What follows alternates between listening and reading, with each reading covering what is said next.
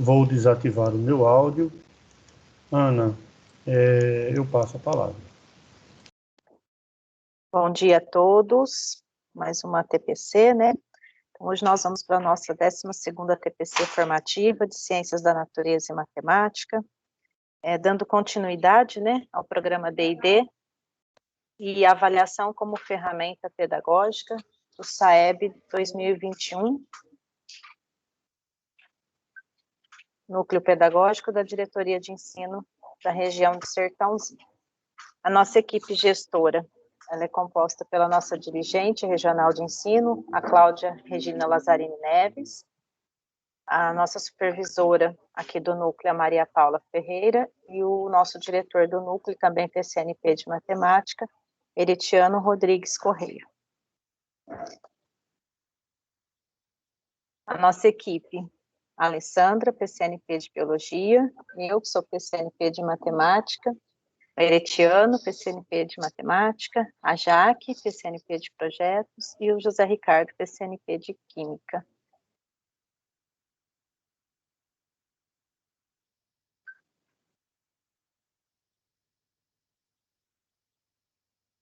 A epígrafe de hoje: você acha que sua dor e seu coração são sem precedentes na história do mundo, mas então você lê. Foram os livros que me ensinaram que as coisas que mais me atormentavam eram as que me conectavam com todas as pessoas que estavam vivas ou que já tinham vivido. James Baldwin.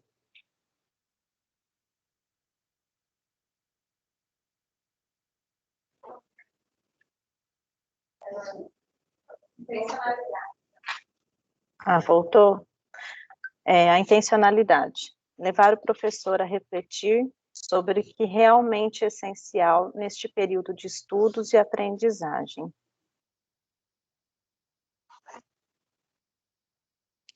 Os objetivos da nossa TPC tornaram a TPC um espaço de organização, formação, estudo e reflexão.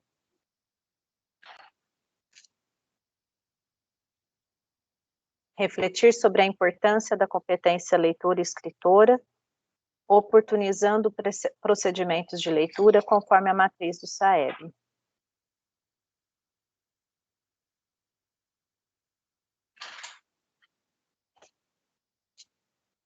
Propiciar um momento de reflexão quanto à educação inclusiva no desenvolvimento nas habilidades de leitura. E agora eu passo a palavra ao nosso PCNP de Química, José Ricardo. Muito obrigado, Ana. Bom dia a todos. A nossa leitura de fruição de hoje é o Soneto do Amor ao Próximo, de Geraldo Eustáquio de Souza. Hoje eu olharei as pessoas simplesmente como pessoas, sem nenhum julgamento ou opinião que me faça rotular quem são as más, quem são as boas, e me leve a agir com base nessa tola conclusão. Hoje eu olharei as pessoas simplesmente como espelhos, onde eu vejo refletidas minhas fraquezas e virtudes de tal forma que as minhas críticas e conselhos sirvam antes para que eu próprio mude minhas atitudes.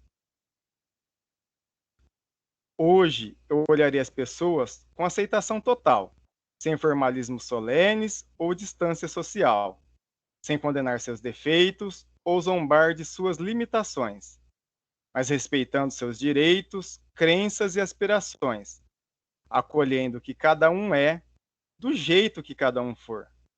Hoje eu olharei as pessoas simplesmente com amor. Quero convidar agora a PCNP Alessandra, que vai realizar para a gente nesse momento uma breve sensibilização da nossa TPC. Alessandra, a palavra é sua. Obrigada, Zé. Bom dia a todos, né? Uma boa formação aí para nós. Eu inicio a minha fala buscando uma retomada da nossa TPC anterior, para aqueles que nos acompanharam, para aqueles que estão chegando agora. Nós estamos aí frente a uma temática totalmente importante, né? A avaliação como recurso, uma ferramenta pedagógica, direcionada aí também para a questão do SAEB 2021, né, envolvendo aí tanto a avaliação externa quanto as internas também. Nós abordamos na TPC anterior esse contexto aí atual da avaliação, como ela se encaixa, né, nesse modelo que nós estamos de ensino híbrido. Discutimos um pouquinho que sentido que nós damos a essas avaliações, tanto internas quanto externas. Buscamos também levar a reflexão em relação ao uso dos resultados das avaliações. Discutimos também a visão construída na escola em relação ao que os alunos pensam sobre avaliação e até mesmo nós mesmos. E iniciamos um caminho diante de todas essas considerações, trazendo aí um compromisso para todas as áreas, que é o compromisso de desenvolver a competência leitora e escritora.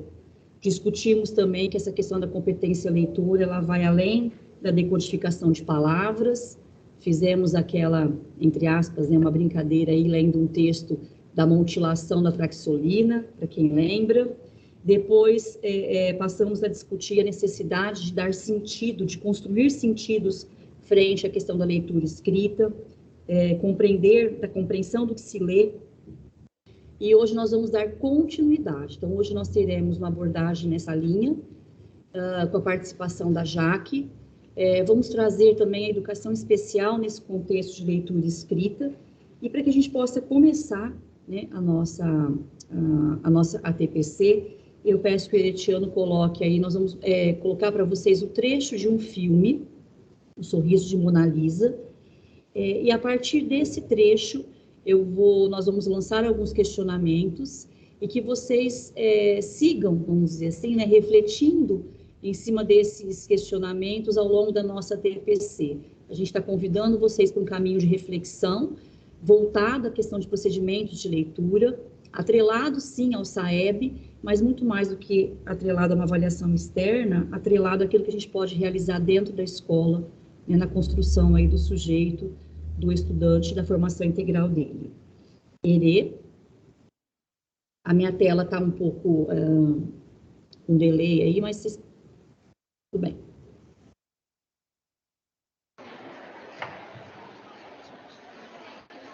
Tenha cuidado. Elas sentem o cheiro do mito.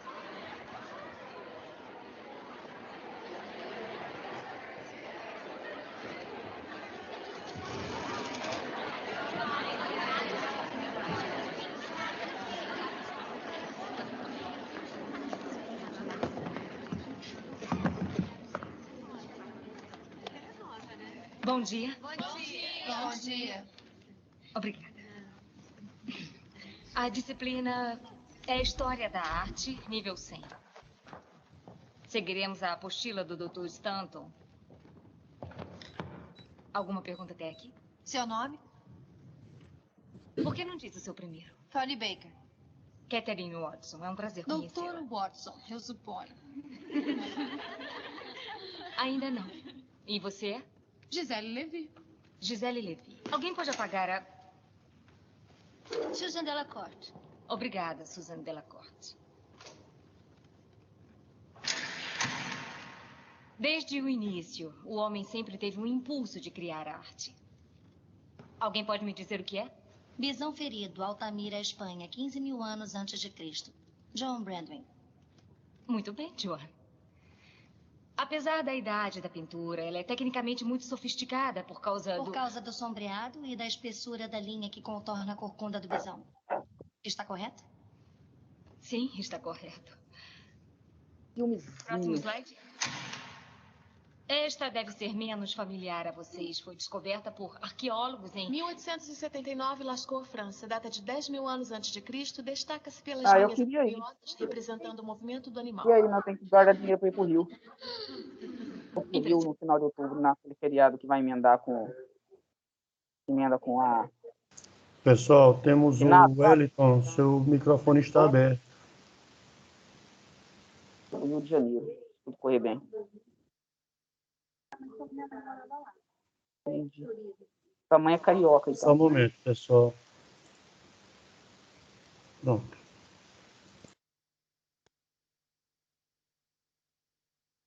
Desculpa, gente.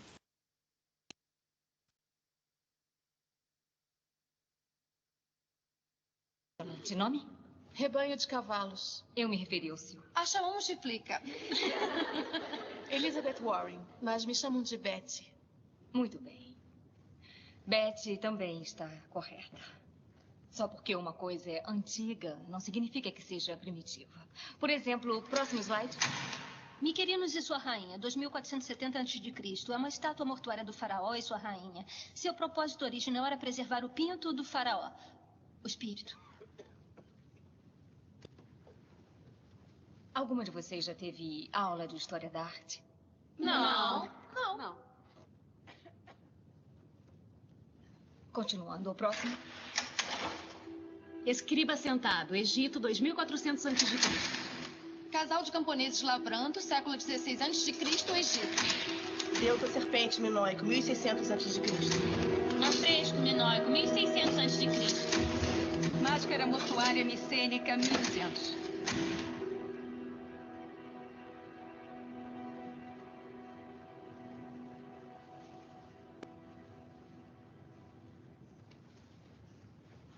Alguém poderia ser...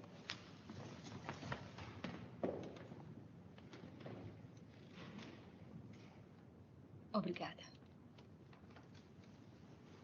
Levantem as mãos apenas. Quantas de vocês leram o texto inteiro, por favor? E as referências sugeridas? E fica bem longe de Auckland. Bom, garotas, devem se preparar. Se não tem mais nada a apresentar, podemos ir para o estudo independente. Eu...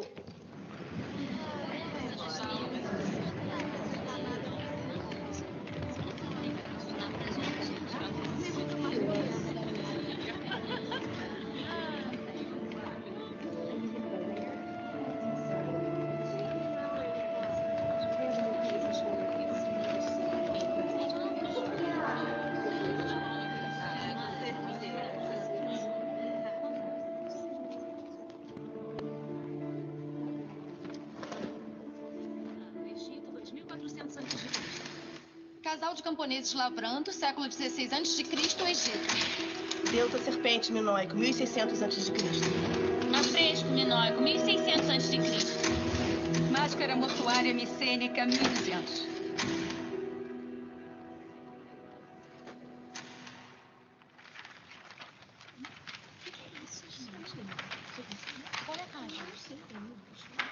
O que é isso? Me diga você.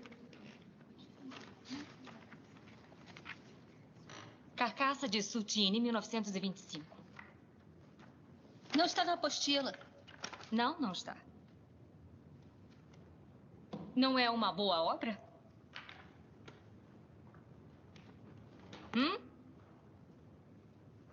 Vamos lá, garotas. Não há resposta errada. Também não há livro lhes dizendo o que achar. Não é tão fácil, não é? Certo. Não é boa. Na verdade, eu nem chamaria de arte. É grotesca. Há alguma regra sobre a arte não ser grotesca? Eu acho que tem algo de agressivo nela. E erótico. Pra você, tudo é erótico. Tudo é erótico. Meninas. Não existem padrões? É claro que existem. Senão um simples quadro de parede poderia ser comparado a um Rembrandt. O meu tio Ferdi tem 2 quadros de parede. Ele adora aqueles palhaços. Existem padrões, técnicas, composição, cor, temática. Se você está sugerindo que carne putrefata é arte, mas ainda que é boa, o que nós vamos aprender então? Tá um preço bom. Fala, nossa, dá para comprar. Uma pessoa na hora que você vai pegar uma outra coisa.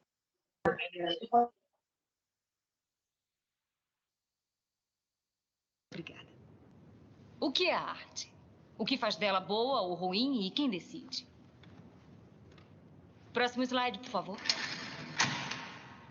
Há 25 anos, uma pessoa achou isso brilhante. Dá para ver. Quem? Minha mãe.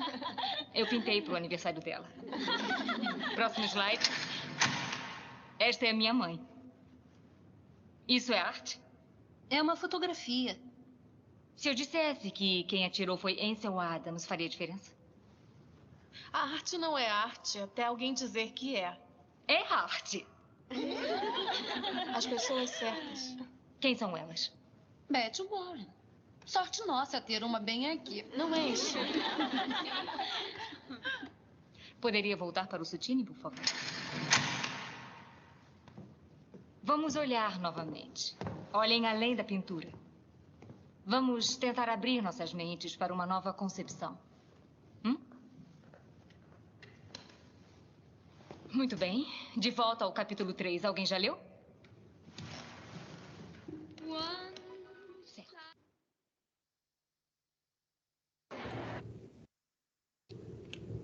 Bom, pessoal, para nós aqui a imagem ficou um pouco travada, mas eu espero que vocês tenham acompanhado a sequência. Quem já assistiu o filme faz mais sentido, né?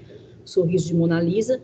Quem não assistiu, esse trecho é suficiente para a gente tecer aí, né, inúmeros comentários e reflexões, inclusive baseado na questão da importância de a gente reconhecer, né, conhecer e reconhecer o contexto onde nossos alunos estão inseridos.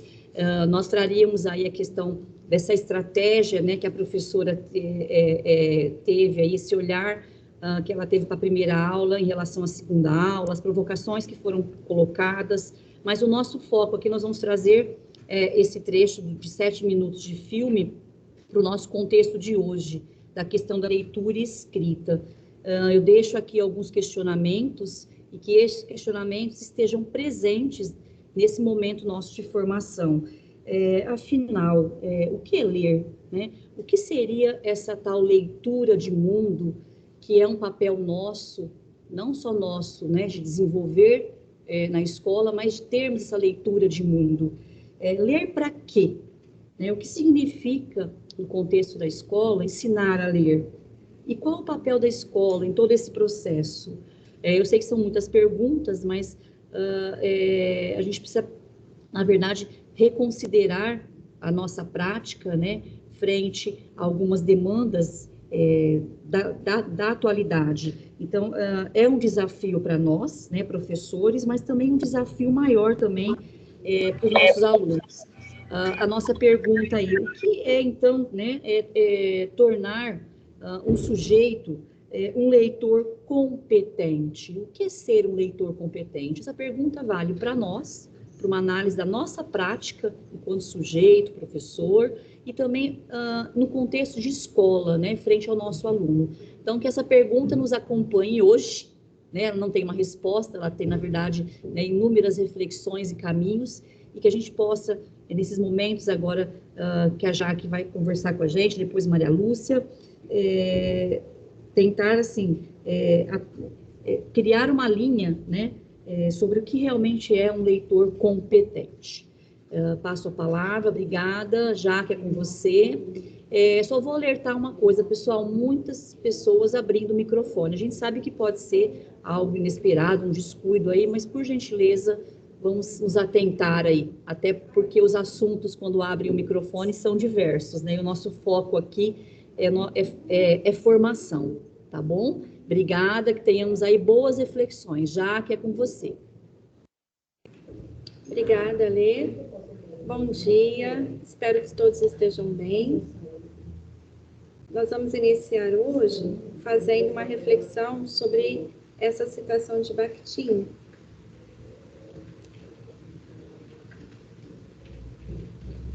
Aqui está demorando um pouquinho para chegar para nós, tá, pessoal? Já dizia Bakhtin que não são palavras o que pronunciamos ou escutamos, mas verdades ou mentiras, coisas boas ou más, importantes ou triviais, agradáveis ou desagradáveis, etc. A palavra está sempre carregada de um conteúdo ou de um sentido ideológico ou vivencial.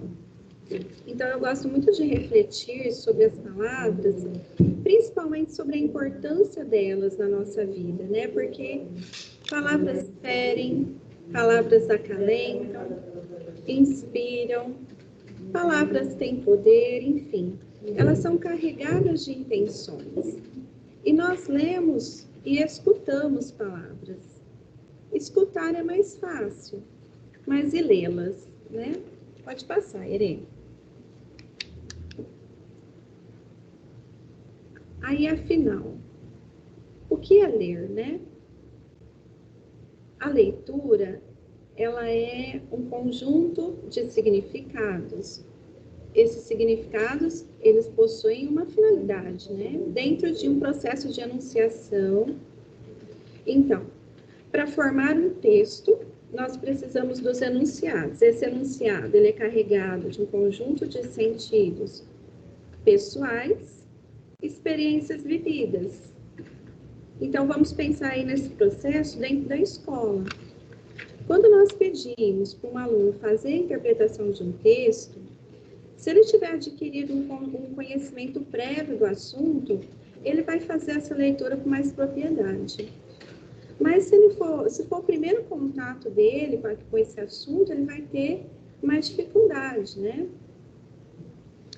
Por quê? Pode passar o slide, Areia.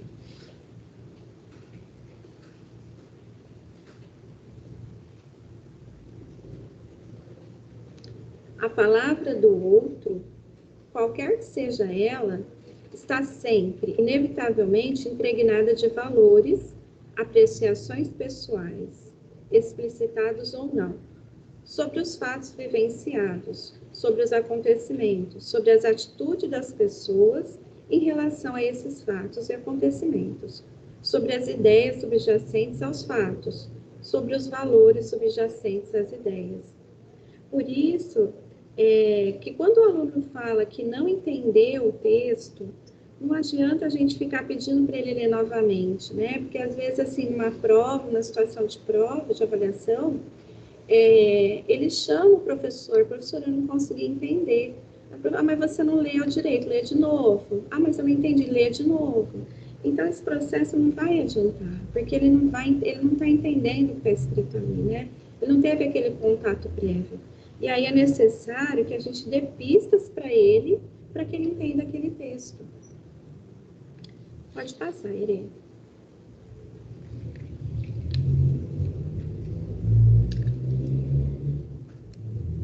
Aí a gente vai ver um exemplo. Quando lemos, e ela, tal como Hitler, mandou que a menina se retirasse da sala. E ela, como se for um general, mandou que a menina se retirasse da sala. Então, nós não lemos as duas frases com as mesmas ideias e os mesmos valores. A primeira, ela tem um sentido mais preconceituoso, porque aí a gente tem uma comparação com o ditador, né? Uma pessoa específica. Agora, a segunda, ela está subtendido características de uma determinada função. Nem todo general age como Hitler, né? Então, são sentidos e valores diferentes. Mas as duas, elas são carregadas de valores e intenções no momento da fala, né? Pode passar, Irene. Então, aí, nessa perspectiva, quando lemos os sentidos e valores que possuímos acerca dos fatos, do mundo, acerca da vida das pessoas, entramos em contato com os valores e sentidos vinculados no texto.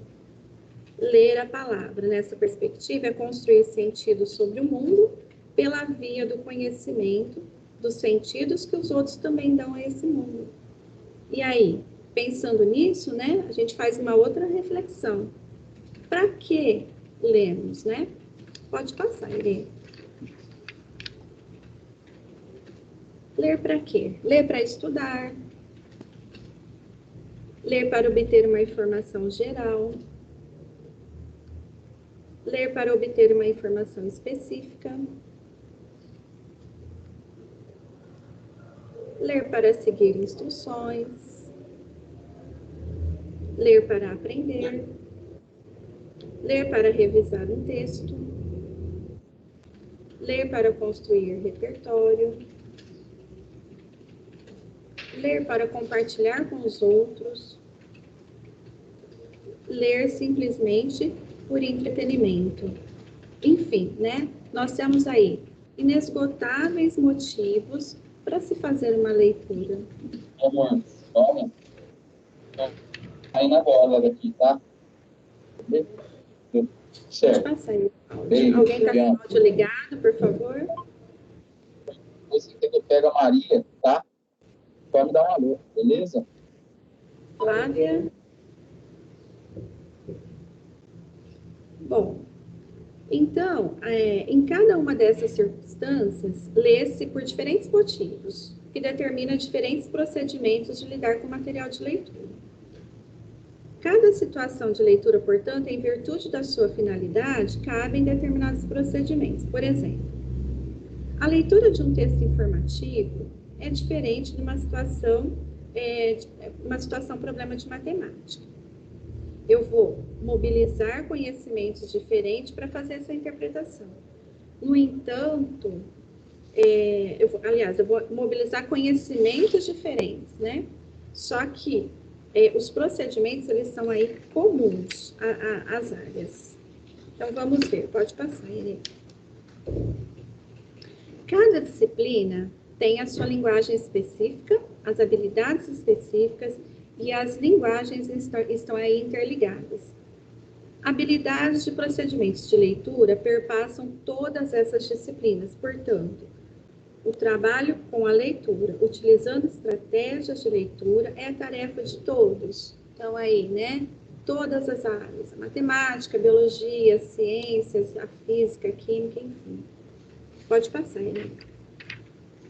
Lembrando que os professores destas áreas trabalharão as especificidades deles, mas no momento de explicação das comandas dos exercícios, oportunizarão procedimentos de leitura conforme a matriz do SAEB, fortalecendo essa prática. Então, a gente tem aí uma matriz, um documento que nos ajudam a trabalhar esses procedimentos em cada área do conhecimento. Aí, o que vai contar? Pode dar pode passar. Né? O que vai contar? A intencionalidade, ou seja, qual o propósito de trabalhar com esse texto? Pode passar. Nesse sentido, nós vamos fazer outra reflexão. O que significa ensinar a ler? Ensinar a ler é o anterior, tá? Não, tá certo, é isso. Ensinar a ler, então, deve supor possibilitar ao aluno aprender os procedimentos de leitura e as finalidades colocadas. Então, cabe a nós, professores, esse trabalho que não é fácil, principalmente nesse momento que estamos vivendo, né? Pode passar, Irene. Retomada das aulas presenciais, fortes perdas de aprendizagem nas avaliações, no retorno, e ainda a fraca conectividade, né? Quanto problema a gente tem aí ainda com a internet? Falta de comprometimento de alguns alunos, então eles estão vindo com essa falta de comprometimento. Abandono e evasão se intensificando, né? A avaliação nem sempre é vista como um instrumento de apoio. Ensino híbrido e baixa conectividade nas escolas e nas residências. Então, nós enfrentamos todos esses problemas, sabemos de todas essas dificuldades. E outras mais, né, que não estão citadas. Mas aí nós temos um currículo nas nossas mãos. E nós temos um papel a cumprir. E aí, né, qual que é o papel da escola nesse processo? Pode passar, Irene. Qual é o papel da escola nesse processo, considerando tanto as especificidades do currículo escolar, quanto as práticas cotidianas de sala de aula? Pode passar, Irene. Então, o nosso grande desafio hoje, né, para facilitar o nosso trabalho, é tornar o nosso aluno leitor em todas as áreas do conhecimento e dentro das especificidades e intenção de cada um. É um grande desafio, de fato. Pode passar. Mas, primeiro, a gente precisa fazer algumas reflexões. Por exemplo, quem é o nosso aluno? Né? Quem é o aluno que está hoje em minhas mãos? Como que eu vou engajar esse aluno na minha disciplina? Como ele aprende nesse novo contexto? Qual que é o perfil desse aluno? Ele gosta de ler? Ele é estimulado em casa para fazer leitura? Né? Ele aprende lendo, escutando? Ele aprende por meio de desenhos? Como ensiná-lo? Então, aí, né, são muitas questões. É fácil? Claro que não. É um grande desafio. Nós vimos aí pelo trecho do filme, né, a professora, ela chega, ela encontra ali uma sala aparentemente de meninas muito inteligentes, que sabiam, muito conhecedoras, mas ela percebe que o conhecimento delas estava preso nos livros. Então, elas estudaram o livro, elas decoraram as obras que estavam ali, e ali era o que elas sabiam, né? E, de momento, se a professora não tivesse tido esse olhar, ela teria até desistido, porque ela não iria conseguir dar aula ali, porque elas sabiam já tudo, né? Mas aí ela teve essa percepção. Ela tirou o olhar dos livros, né, e levou esse olhar para fora, né, para outro contexto, para um novo contexto. E foi ali que ela conseguiu trabalhar com essas alunas e conquistá-las também. Né? Pode passar, Irene.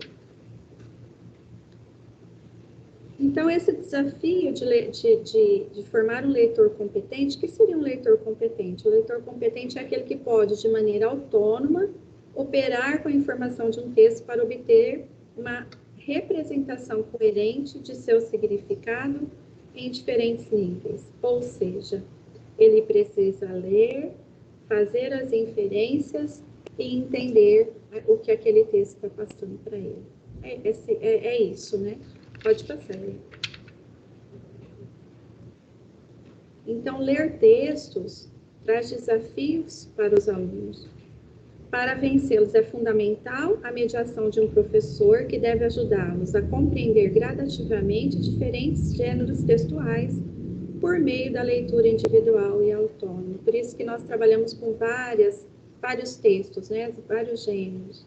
Algumas estratégias podem facilitar essa conquista, uma delas é a leitura cativante, emocionada, enfática, feita pelo professor, etc.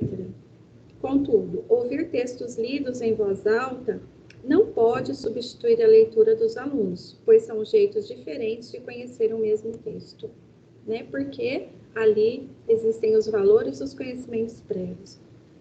E resumindo tudo isso, o professor também precisa ser um leitor. Né? Quando eu vou trabalhar com aquele texto, eu preciso pelo menos conhecer a tipologia dele, o gênero que ele está inserido, quais as características desse gênero, né? Porque facilita bastante o meu trabalho. Então, o professor, ele precisa ser um estimulador do aluno, né? Pode passar. E para isso, existem alguns procedimentos de leitura que podem nos ajudar. São muitos procedimentos, né? Mas assim, que podem nos ajudar. Os procedimentos de leitura são aqueles aspectos denominados por Rojo como um conjunto mais amplo de fazeres e de rituais que envolvem a prática de leitura. Então, eu achei bastante interessante essa definição da Rojo, porque ela define esse processo como um ritual. Né? Se a gente for pensar nisso, realmente, né, não deixa de ser um ritual. É cuidadoso escolher um texto para ser trabalhado, né? E aplicar os procedimentos. Então, a gente tem realmente todo um cuidado, todo um ritual aí, no momento de fazer uma leitura de um texto e de fazer essa interpretação. E aí eu trouxe, pode passar, Irene, alguns procedimentos. Ler da esquerda para a direita, de cima para baixo, aqui no ocidente. Folhear o livro da direita para a esquerda e de maneira sequencial e não salteada.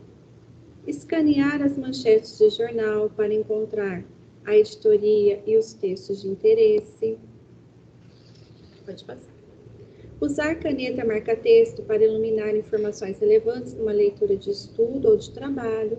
Por exemplo, reler um fragmento anterior para verificar o que se compreendeu. Adequar a modalidade de leitura, exploratória ou exaustiva, pausada ou rápida, cuidadosa ou descompromissada, aos propósitos que se perseguem e ao texto que está lendo. Pode passar. Enfim, né, são muitos procedimentos para nos ajudar.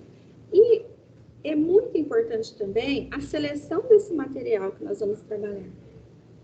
Necessidade de aprendizagem, né? Nem tão fácil que não signifique constituição de nova aprendizagem ou ampliação ou aprofundamento das já realizadas. E nem tão difícil que seja impossível de ser compreendido. Considerar a proficiência pretendida, a complexidade do gênero, a complexidade do texto, graduando e alternando dificuldades. Então, é importante também pensar nisso, né? Quando eu for selecionar o material para trabalhar aquela habilidade que eu quero passar para o meu aluno aprenda, né? Pode passar aí. Bom, então, como organizar o trabalho de leitura? A partir das modalidades didáticas de leituras mais adequadas para o trabalho com cada objeto de conhecimento, atrelada às habilidades essenciais. Então, nesse momento, cada área, né, pensar aí nas habilidades essenciais para fazer essa seleção, para fazer esse trabalho aí de leitura e interpretação com os meus alunos. Pode passar, Irene.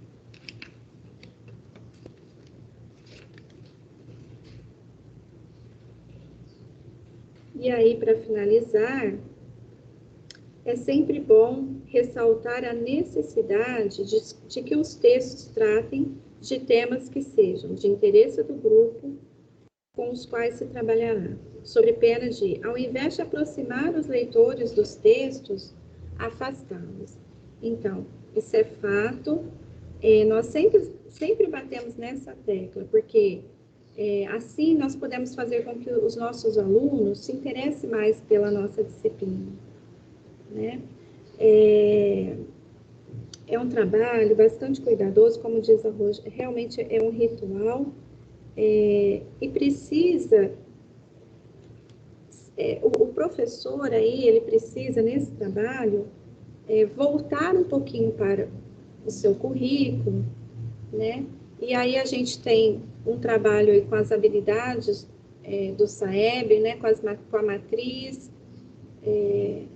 Então, é interessante pegar esse material, selecionar quais habilidades os meus alunos estão com mais dificuldade e fazer esse trabalho de trazer um texto, estudar esse texto, né? Fazer os procedimentos de leitura, aproximar o meu aluno daquilo que eu quero trabalhar com ele, daquilo que eu quero que ele aprenda, porque, né, muitas vezes ele não tem nem a noção ainda, né? Aquilo não passou por ele ainda, né? Ele não ouviu sobre o assunto.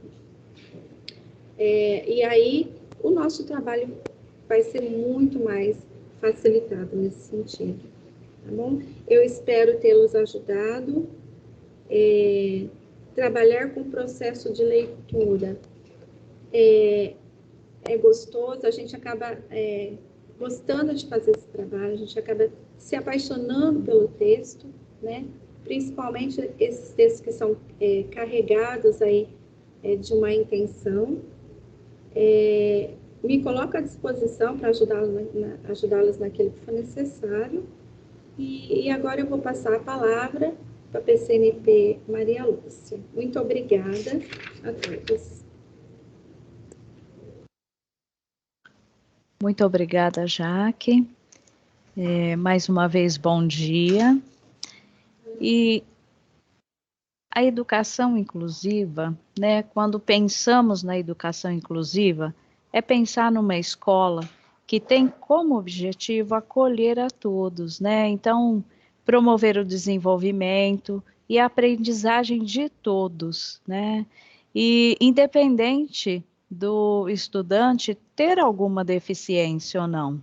Então, nós temos que pensar nisto quando falamos da educação inclusiva. Pode passar, por favor.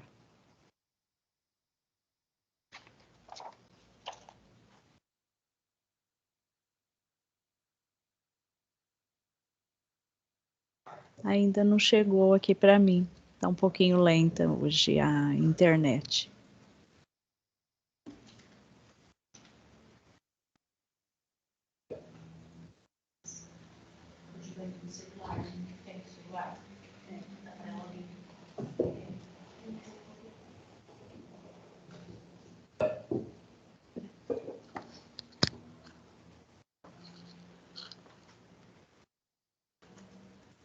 Bom, então nós vamos falar um pouco sobre o autismo, né? O transtorno do espectro autista.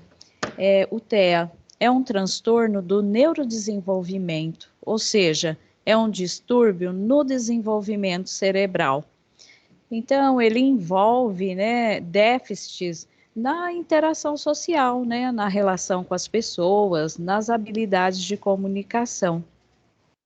E ele é considerado uma síndrome, sendo assim, é uma condição permanente.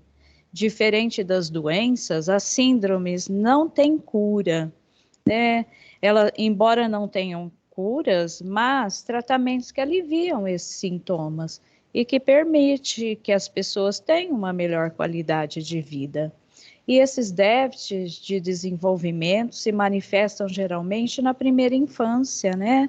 Do nascimento aos 6 anos de idade.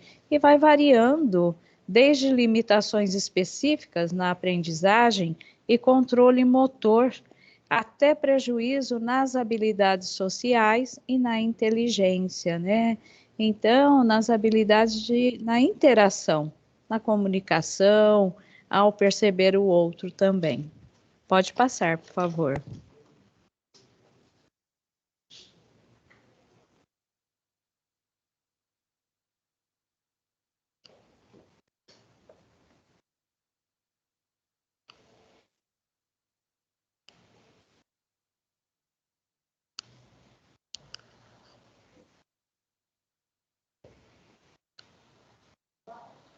E é nessa fase que o cérebro ele realiza a maioria das ligações entre os neurônios, estabelecendo as condições para o desenvolvimento da criança.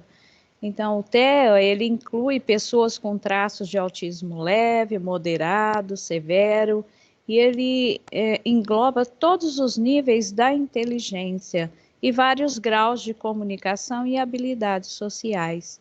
Então, as diferenças entre um grau e outro, eles podem ser sutis, né?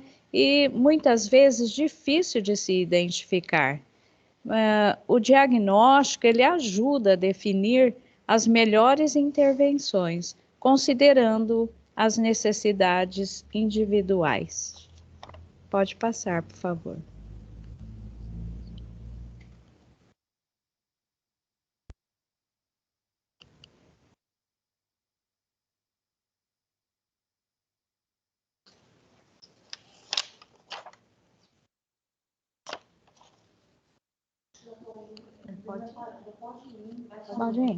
Então, segundo o DSM-5, né, que é o Manual de Diagnóstico e Estatística dos Transtornos Mentais utilizados pelos médicos, o grau de autismo ele é medido pela gravidade do comprometimento. Então, a maioria das pessoas com TEA tem algum nível de deficiência intelectual e o grau varia, né? Como eu já disse, de leve a severo, passando pelo moderado. E nesse grau leve, a pessoa necessita de pouco suporte, né? Então vamos pensar o que é o suporte. todos nós necessitamos de suportes visuais para a gente ver uma placa, né, de sinalização, de localização de espaços.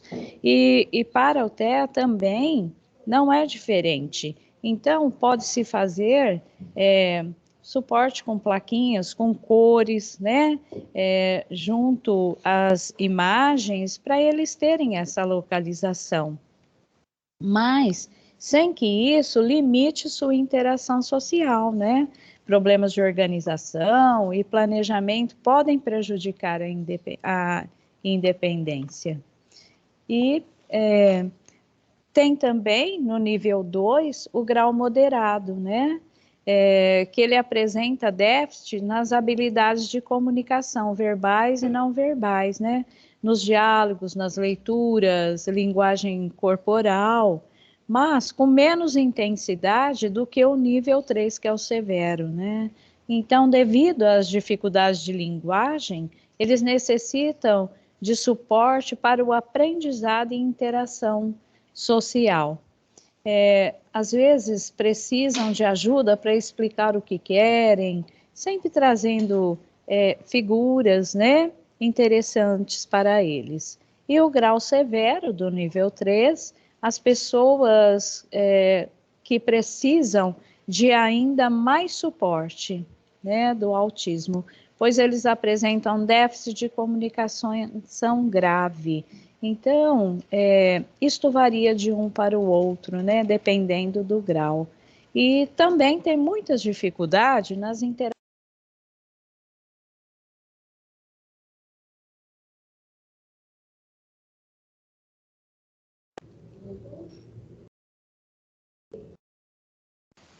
Maria Lúcia, eu não estou lhe escutando. Oi, voltou, por favor? Agora voltou, sim, Maria. Nós estamos com uma instabilidade aqui, desculpe. E também tem muitas dificuldades nas interações sociais e capacidade cognitiva prejudicada. Então, eles tendem ao isolamento social e podem apresentar inflexibilidade de comportamento, falta de tolerância, né? E muito mais. E eu vou falar agora sobre as características. As principais características estão relacionadas a prejuízos na interação social. Pode passar, Eritiano. Na interação social e comunicação, incluindo padrões incomuns de fala, falta de contato visual, não responder quando chamado pelo nome, desenvolvimento tardio das habilidades de fala, dificuldade em manter uma conversa, a repetição de frases ou palavras, dificuldade em compreender os sentimentos dos outros e expressar os seus, né? Comportamento repetitivos e incomuns, né? Então, dentro das características dos comportamentos atípicos, podemos notar que as crianças com autismo podem demonstrar extrema atenção ou interesse por determinado objeto. Eles geralmente se interessam por dinossauros, por personagens, tudo aquilo que chama, né, a atenção deles. E aqui também diz que realizar movimentos repetitivos com o corpo, alinhar ou organizar brinquedos em linhas, entre outros, né? Embora não existe um padrão fixo para todos os autistas, porque um autista nunca é igual ao outro, né? E, além disso, a manutenção de uma rotina onde a criança com autismo tem uma certa previsibilidade dos acontecimentos, é um traço comum, né? E, em geral, as mudanças na rotina ou na exposição a ambientes barulhentos e superestimulantes pode perturbar as crianças com autismo, levando a explosões de raiva, frustração angústia ou tristeza. Então, a rotina, ela é muito importante para eles, né? Toda vez que for mudar alguma coisa, é necessário que se faça, converse com ele. É necessário que se possa fazer alguma coisa para que eles compreendam o que é que está acontecendo, né?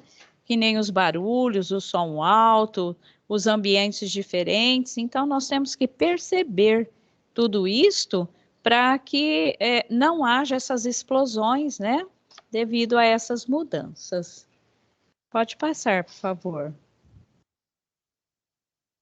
Agora eu vou falar da sala de recursos, né? Tem uma sala de recursos, né? Aqui em Sertãozinho, na escola Magon, e as professoras Bruna e Daniela, elas atendem alunos desse público da educação especial. E eles são matriculados na sala de recursos no período inverso às aulas do ensino regular. E várias escolas da rede, elas organizaram uma rotina e a cada dia elas enviam uma atividade para ser desenvolvida, atendendo às especificidades de cada aluno. 2 vezes por semana, elas trabalham leitura e reescrita com o projeto Dia da História. Nos outros dias, elas trabalham com atividades impressas e jogos online. Então, a professora Daniela, né, pode passar, ela fez esse desenvolvimento com essa aluna. Ela se chama Giovana Tomazelli, ela é da escola Fabiola, Nícia, né? Fabiola Zanucci Giraldi, e ela é autista infantil. Então, ela disponibilizou essa prática, né? E eu trouxe para vocês hoje. Então, ela fez uma atividade com a força do exemplo, né? Que é uma história de um pai que leva os 2 filhos ao circo e quando vai comprar as entradas, tinha uma placa que crianças com 5 anos pagavam meia. E os filhos dele, um era com idade de 6 e o outro com 9. E o pai comprou 3 inteiras. E a pessoa da bilheteria disse que ele comprasse meia para um, né? Por que você não comprou? Ninguém iria perceber que um dos seus filhos tinha 6 anos, né?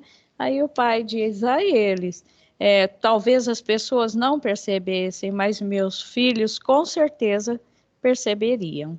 Então, ela fez uma reescrita, né? Que ainda vai ser feitas as correções quando a aluna estiver com ela, né, presencial. Pode passar. E esta aluna, ela tem uma habilidade, né, em fazer o TikTok, produzir, e ela fez 2 personagens que eu trouxe para vocês. Pode colocar, por favor.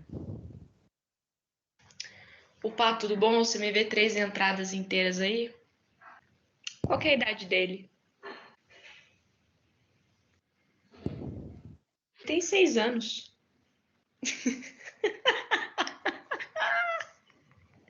Ai, desculpa, mas você podia ter comprado meia entrada. Eu jamais ia saber que ele tem 6 anos. O senhor não saberia, mas ele saberia, né? E também, pode passar, por favor. Tem uma história do passarinho, que tem o áudio que ela fez, né, contando essa história. Pode colocar, por favor. A história do passarinho é o seguinte: era um passarinho que vivia dentro de uma gaiola e ele, tipo, sempre viveu lá, ele nunca saiu. E aí um dia ele acordou e viu que a portinha da gaiola dele estava aberta e ele foi lá e voou até uma árvore, mas ele ficou triste porque ele se cansou muito voando e ele voou bem pertinho também, ele não conseguiu voar tão longe. Daí tinha um bem-te-vi lá na árvore parado. E aí ele pergunta pro passarinho o que aconteceu e ele conta que ele estava triste, que ele queria aprender a voar. E aí o bem-te-vi decide ensinar ele. E aí ele começa a ensinar, daí ele ensina ele a voar em obstáculos pequenos e ele consegue. Depois ensina obstáculos mais longe, o passarinho fica com medo, ele fala para o bem-te-vi que tá com medo. Mas aí o bem-te-vi fala para ele que não precisa ter medo, que ele consegue e que ele tem que acreditar nele mesmo. E a partir daí ele consegue voar para todos os lugares e o bem-te-vi fica super feliz com isso. E ele, então, leva para a vida que era só confiar nele mesmo. E é isso. Como que é importante, né? Podemos perceber nesse áudio que até o som do passarinho, ela teve essa sensibilidade, né? Então, esta prática, ela vem junto com a fala da Jaque, né? Que na educação inclusiva não é diferente. Quando ela diz que quem é o aluno, né? Como engajá-lo, como ele aprende, como ensiná-lo. Então, é importante não focarmos somente nas dificuldades, né, no comprometimento, mas sim naquilo que pode ser desenvolvido com este aluno, né, e pensar que eles estão aí retornando, né, assim como todos os alunos, e que eles fazem também parte desse processo, de todo esse processo, e incentivar, né, a leitura, proporcionar, né, essa prática também, porque eles são capazes, né, e eles fazem parte de tudo isso e não podem ser esquecidos. Pode passar, por favor.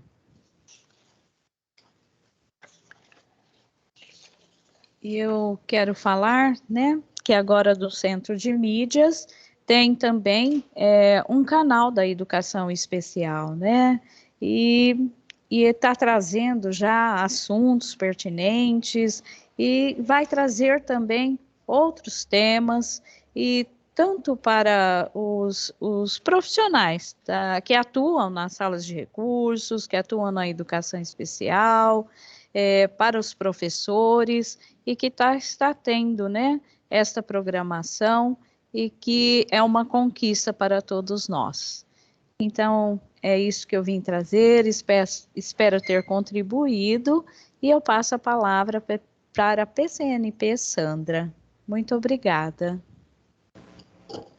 Maria Lúcia, obrigada. Bom dia a todos. Eu vou dar continuidade, nós vamos repassar algumas informações importantes do programa Inova das disciplinas eletivas e projeto de vida. Pode passar. Por favor.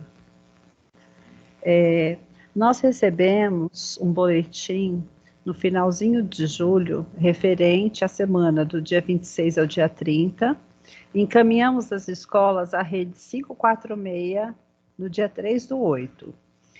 Com certeza essas informações já chegaram até vocês, professores, mas o objetivo aqui é reforçar, é esclarecer se ficou alguma dúvida.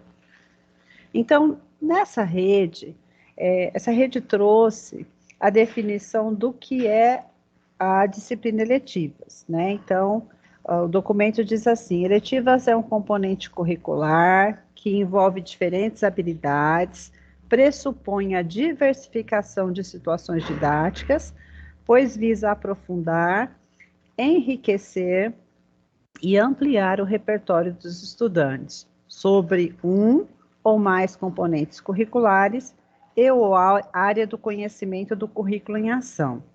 E aí o documento diz que as eletivas têm como base, né, para sua elaboração, os interesses relacionados ao projeto de vida dos estudantes e com foco o aprimoramento da autonomia e do protagonismo juvenil.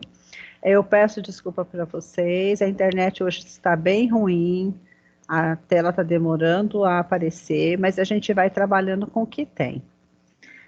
Depois, veio uma outra informação importante, que era a não reenturmação dos estudantes para que se garantisse o protocolo de segurança nas escolas.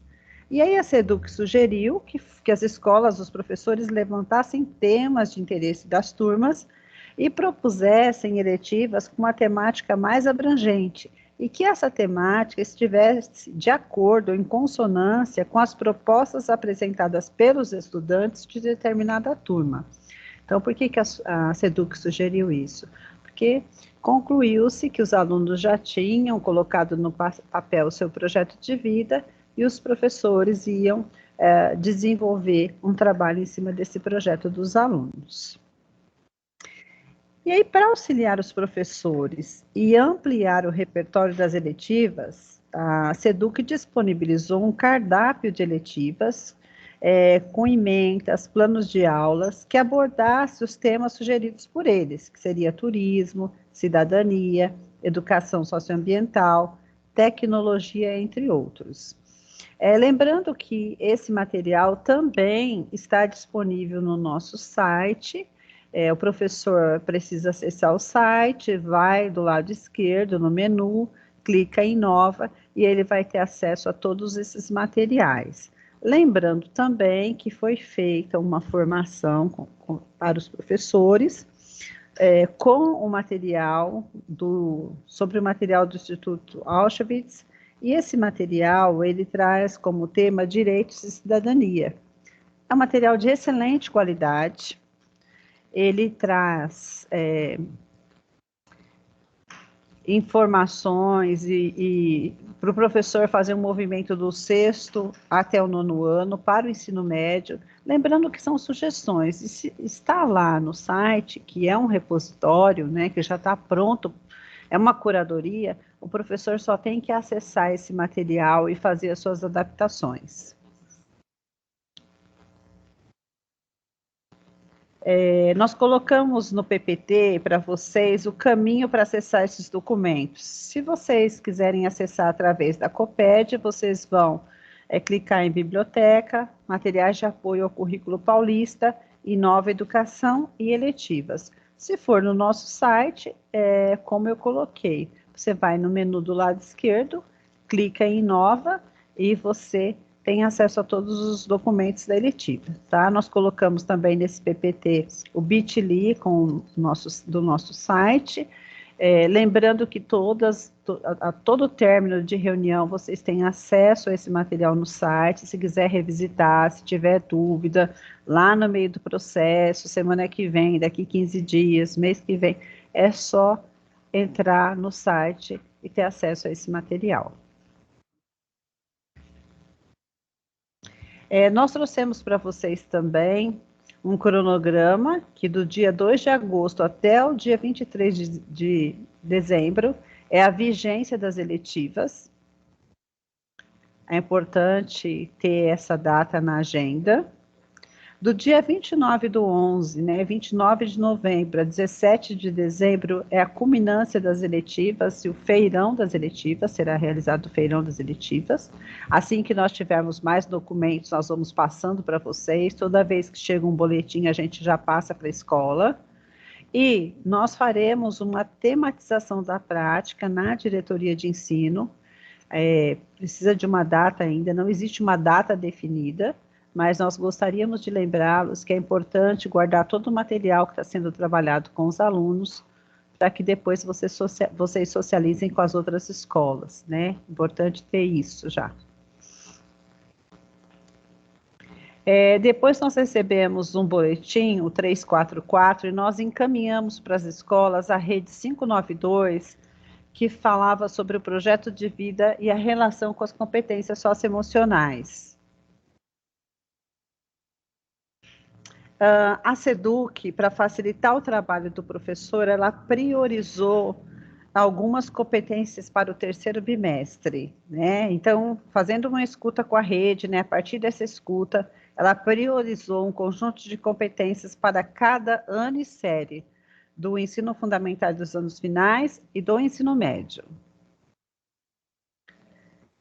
Então, ela diz também que é importante, né, que os professores e gestores conheçam e promovam o desenvolvimento socioemocional dos estudantes, né, já que esse movimento todo está transposto na jornada dos estudantes do projeto de vida.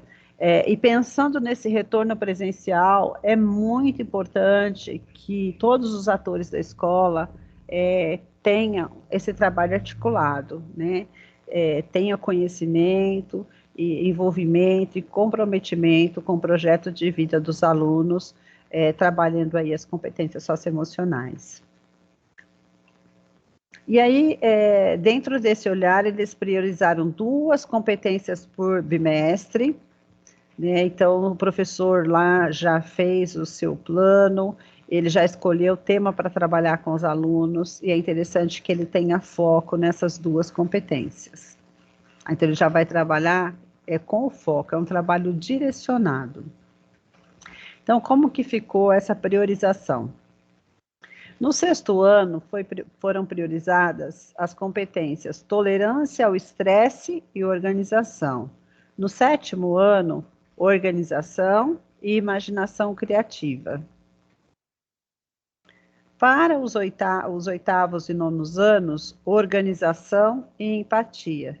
As mesmas competências para o 8º e para o 9º ano. Está demorando um pouquinho a chegar na tela, tá? Para a primeira série do ensino médio, foi priorizado autoconfiança e organização. Para a segunda série, tolerância à frustração e foco. E para a terceira série, tolerância ao estresse e persistência. Veja como é importante, né, uma TPC, ter acesso aos materiais, surgiu dúvida, vai lá e consulta o material, o professor tem uma situação de aprendizagem, ele olha para essa lâmina e ele prioriza essas competências que estão aí como foco, né? Lembrando que quando a gente olha para esse mapa de competências, tudo é importante, né? Importante. Pensa nessa retomada, né? Um aluno de 6º ano, como ele tem que ter tolerância ao estresse, como é necessária a organização. Você vai para o 7º ano, organização, a gente trabalha a imaginação criativa, no 8º ano, a organização e empatia, né? No 1º ano, a autoconfiança e organização, no 2º, a tolerância à frustração e foco, no 3º, a tolerância ao estresse e persistência. Lembrando que a SEDUC priorizou. Sandra, mas eu posso puxar mais alguma competência se eu tiver oportunidade? Claro, não é engessado, né? São competências priorizadas, mas de repente o professor está fazendo um movimento e naturalmente ele consegue puxar mais competência, maravilha. Mas o que a gente precisa garantir? Precisa garantir no mínimo 2 competências. E aí eu trouxe para vocês também a autoavaliação formativa, as rubricas, né, que é um instrumento importante, que vocês já conhecem, né, é onde o próprio aluno se autoavalia, né, ele vê o seu processo de aprendizagem, e a SEDUC pede a colaboração de gestores das escolas e professores de projeto de vida. Para quê? Para incentivar o aluno ao preenchimento dessas rubricas. Por quê? O que muda nesse 3º bimestre, né? Nesse 3º bimestre, o preenchimento dessas rubricas será feito na sede, na Secretaria Escolar Digital. Então, às vezes o aluno não tem tanta autonomia, ou nem compromisso, né, para fazer esse preenchimento dentro de um prazo. Então, ele precisa de alguém que é referência, né, um gestor da escola, um coordenador, um professor, para orientá-lo. Então, é importante aí ter esse movimento. Nós colocamos no BPT também, né, que hoje é dia 2, mas que ontem haveria aí uma formação sobre essa temática projeto de vida. Lembrando que se o professor for novo, ele tiver dificuldade em lidar com as rubricas, os cadernos, tanto do professor como do aluno do 1º bimestre, trazem o desenho desse movimento, né, explicam bem, né, o caderno do professor explica bem esse movimento.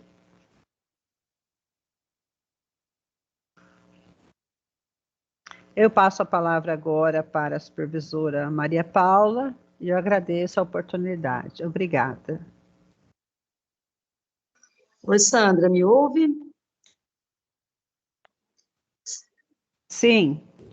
Ok. Passando aqui, né, ao final da TPC, como eu já participei também da TPC de Ciências Humanas e de Linguagens ontem, né, Ciências Humanas na terça e Linguagens ontem, na quarta-feira, passando hoje aqui também, para deixar um recadinho, né, que as escolas estão retomando aquela rotina que tínhamos mais nos anos anteriores, da observação de aula. Essa estratégia ela é muito importante para que a gente possa identificar, né, as potencialidades, as boas práticas, as práticas exitosas que estamos tendo nas escolas, tá bom? Nós já tivemos, nos anos anteriores, essa rotina, né, da observação, por conta até da pandemia. Formalmente não estávamos fazendo, os PCs que estão aqui, claro, estão tendo esse olhar sobre as aulas, né, ajudando vocês, ou com a ajuda do Protec ou não, muitas vezes as dificuldades tecnológicas, mas esse olhar sobre as aulas, sobre o desenvolvimento das aulas, o processo de ensinar e de aprender, ele sempre foi algo, né, e continua sendo, do trabalho, obviamente, dos PCs enquanto gestor pedagógico. Então, agora nós estamos retomando com um protocolo, né, com uma ferramenta de registro, para a gente fazer esse apontamento, né, de boas práticas, especialmente, para que isso possa também ser divulgado, a gente, em nível de diretoria, poder ter esse conhecimento, né, dessas práticas. Oi. Não, tá lá embaixo. Olha lá. Aí, ó, tá vendo? Peguei ela, Cassia. Oi, tem gente com o microfone aberto? Já desligou. Já? Então, tá bom.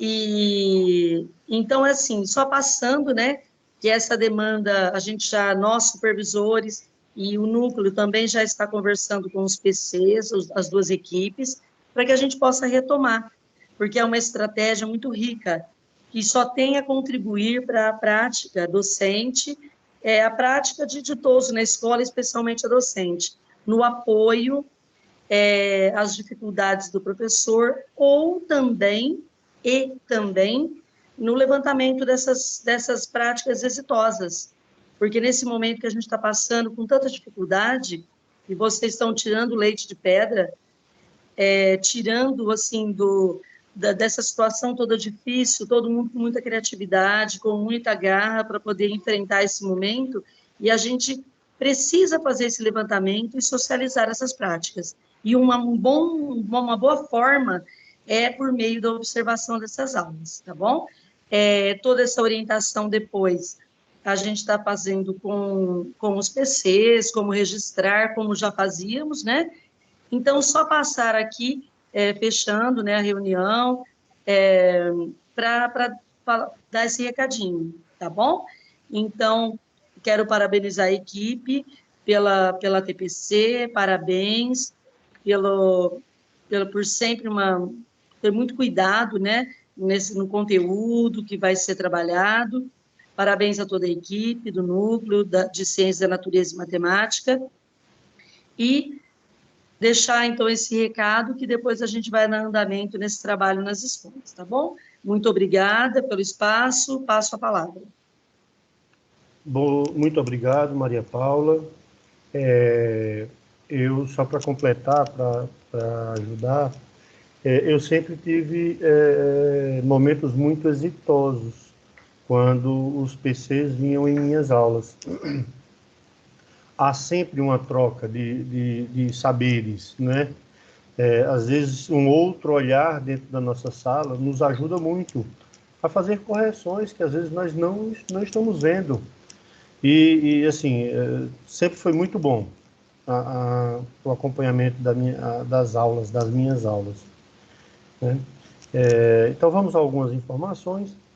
Já foi falado hoje, vou só reiterar, né, o bit.ly/Estudo Sertal, que é o nosso site, atualizado de manhã, de tarde ou de noite, por nossa PCNP de Tecnologia Kátia, né? Nós temos sempre tudo ali em nossas mãos, de forma rápida, intuitiva, fácil de achar, fácil de encontrar, né? Por tópicos bem elaborados. Então, visitem o site, mexam, vão, entre, olhe. Se está precisando de alguma coisa, procure lá primeiro. Às vezes está lá, né? E se você procurar e não achar, entre em contato, sugira, né? Algo para ser colocado lá.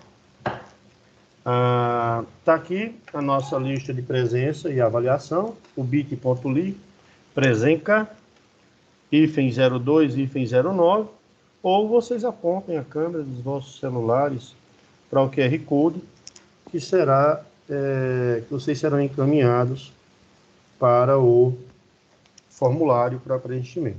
Lembrando que esse formulário ficará aberto até às 21 horas, tá? Depois nós fechamos.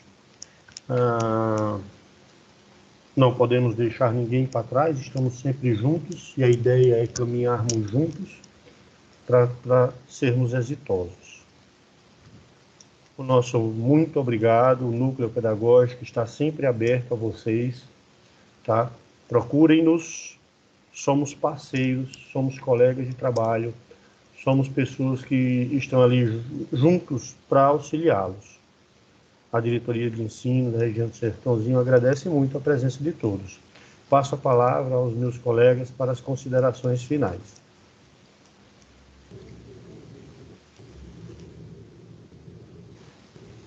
Obrigada pela atenção, né, de todos. Que tenhamos aí um bom dia, um bom final de semana, um bom feriado para nós.